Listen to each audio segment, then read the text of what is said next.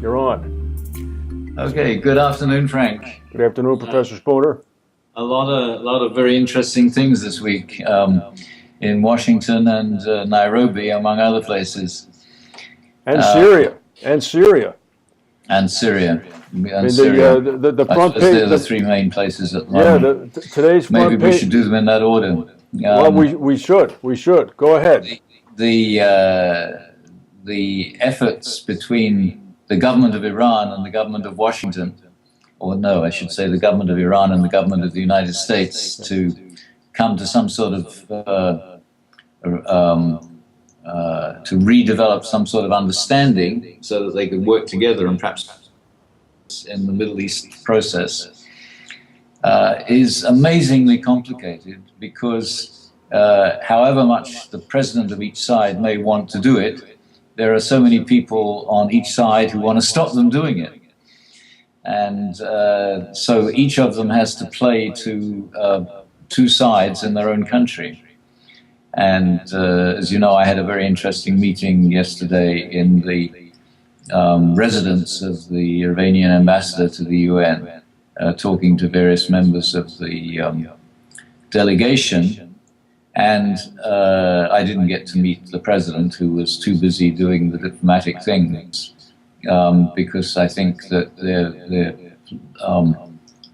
things are developing all the time and they don't know what's going to happen next. But it's amazing to me that neither side can really talk straight without, because of this, being so worried about what other people on their own side are going to do in interpreting what they say. And even with the Holocaust problem, even though Rouhani said something which was unequivocal, some people have been complaining about what he said. Yeah, I saw that. Yeah. Well, I don't know. I mean, I hope that, there's obviously goodwill on both sides of Iran and the United States, because we were invited to start to send students there again regularly, which we did under Khatami, the president before last, and which we were unable to do during the last president's two terms, Ahmadinejad. And it's obviously in everybody's interest that we start doing that again, because we need people able to speak Persian in this country, and we need students to study that part of the Islamic world which requires use of Persian as much as we require Arabic. right, right. Although most people don't understand that because they know the Quran is written in Arabic and they don't know anything about the history of the Islamic world. There are a lot of students in this country who want to study Persian, but if they can't go to Iran, they think, well, there's no point in me studying Persian. So it's very important we get back in there, and they want us. But what Iran could possibly do internationally as an ally of the United States in the Middle East is also, I think, beginning to be recognized, simply because the way we think about Syria, and I suppose I'm now skipping to Syria next rather than to Nairobi, although I'm not sure that they aren't all connected. Well, let me just, if I may, Yeah. just jump in. It's interesting that you raised that point about the leaders of the two respective countries sort of being held in check a little bit by forces back at home. And I'm aware, of course, of the right-wing forces in Tehran that could tend to slow down whatever Rouhani is doing. But I was very surprised at the letter that was signed by a number of senators and congressmen in the U.S. Congress, urging Obama not to deal with the Iranians and not to back down. I thought, how short-sighted is this? I mean, to avoid any sort of diplomatic overture whatsoever. And yet they don't want him to go to war either. Correct. No, it's sort of it's surprising to me.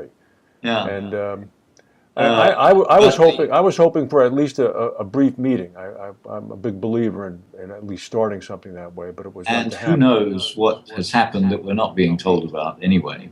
That's And at true. least there has been this high-level meeting, I believe, although I've not seen an actual report of it, between Kerry and Zarif, with the two foreign ministers. You know, Which is the it's first funny that time. you say that because the scheduled meeting was ballyhooed quite a bit, but I have not read anything about the meeting having happened or what happened as a result of it. No, no. But I think that part of the context of all this is the fact that a year ago everybody thought that Assad's days were numbered, and now nobody quite sees how Assad is going to be removed. No, that's true. Actually, people who have followed it closely, I think, would have agreed that last year, even though it did seem as though Assad might be removed, the outlook after that looked very uncertain. Mm-hmm. And now it's much clearer that some sort of resolution has to be found which will accommodate a lot of very different points of view. Oh yeah, and I think that whole situation over there has become even more complicated. The headline in today's New York Times says Syrian rebels will cast lot with Al Qaeda. 11 groups break with exiled leadership, casting their lot with an affiliate of Al Qaeda. Yeah. So what does that mean now? Well, this has been growing for a long time. And it's beginning to be the main concern. And of course, it's as much Iran's concern as it is Washington's concern. Right. So there really, although just exactly what either Iran or Washington can do now is another problem. But it does mean that since so much of the Al-Qaeda faction is being supported by Saudi Arabia, and at the moment Saudi Arabia is Washington's main ally in the Middle East. If Iran comes back in, it will keep Saudi Arabia in check, which has, and it's got out of control in the last few years because of the problem between Washington and Iran. So really, the advent of at least a better relationship between the U.S. and Iran would be a little bit of a restoration of the balance of power there. Yeah. Which would be a good thing. It's another thing that I mean, obviously there is an internationalization that's being intensified all the time, I think, in what's going on in the Middle East. But if you look at it in the sort of longer term perspective, but if you look at it simply from the day-to-day perspective, there's a lot of things happening which are difficult to understand and difficult to explain. Turkey, it's very difficult to tell what Turkey's up to, because Turkey was a very visible player in the situation last year, and we've heard very little from Turkey in the last few months. I think that possibly is because they recognize the inevitability of the Assad regime now. Possibly. But I mean, Turkey's main concern has to be the Kurds. And the Kurdish situation is changing because I think you saw that Assad had removed citizenship from the Kurds some years ago, and he gave them all back citizenship last week. And all this, of course, may or may not have any affect what the Kurds think, but it's certainly going to affect what the Turks think. Right. Meantime, in Iraq, things are becoming much more uncertain, and which means that the Kurds are much more certain. That is, the Kurdish part of Iraq is becoming more and more independent, and this is something that, of course, concerns the Iranians as well, because the northwest corner of Iran is Kurdish. Okay, all right. Are the Kurds represented in the Iranian parliament? Is I'm there not much of sure a, whether there are currently any Kurdish members of parliament, but you never hear about that? no. The Kurds have, the Iranian government has been becoming more and more worried about the Kurds in Okay, recent years. okay. Can I quickly move to Syria? There are two Yes, things. There are two things I'd like to. Excuse me, not to Syria, to Kenya. yeah. There are two things that I just noticed in the past hour or so.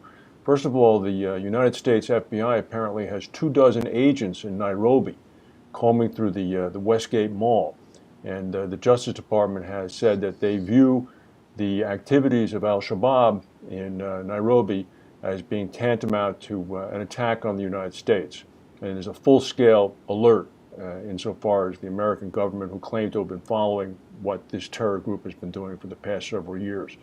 The second thing is the Kenyans just managed to get Interpol to issue a 160 plus country red alert on a 29-year-old British white woman who's known as the White Widow, who is apparently the widow of one of the London 2006 suicide bombers. Yeah. So they've lost her? They lost her. They think she was involved in the actual attack Yeah. on the shopping mall last weekend. And I Yeah. guess somehow she escaped, probably, possibly in the confusion as one of the hostages. I don't know. So they've lost her. Huh. Well, it's interesting that the US should say that this was tantamount to an attack on the United States, because I was listening to the BBC on this today, and there was an ambassador and somebody from a think tank in Washington talking, and their ideas were that there had been so much happening in Somalia, which was reason for the Somali to want to get their own back on the Kenyans, that one doesn't need necessarily to think of it as being totally international. However, of course, it all depends on who they eventually find out was involved in the attack. Right, right. Because there's all this loose talk, speculation or otherwise, of them being perhaps something more formal than a so-called Al-Qaeda affiliate, Yeah. Yeah. whatever that means. I mean, the long vaunted franchising idea. Yeah.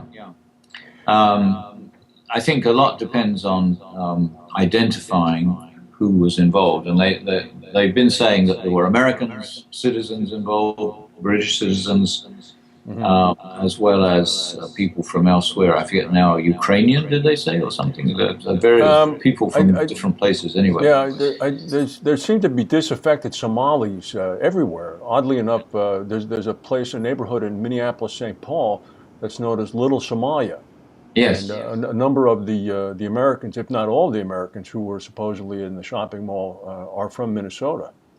Well, I had lunch here today with two Russians who had come to this country to do ethnographic research on the relations between Africans and African Americans in this country. I think it's very interesting that Russian ethnographers are now coming to do ethnographic research in America. But one of them was a specialist in Somalia, and we were talking about the different colonies of Somalis in this country, and surprised that, in fact, there's only a very small number in Philadelphia, where there's quite large numbers in places like Minnesota.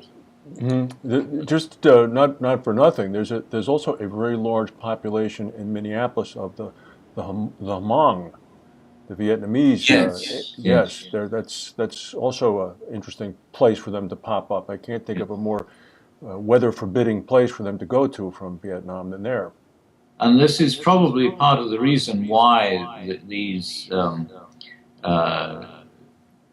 militant groups, if we're going to take the hint and stop calling them terrorists, but find a less,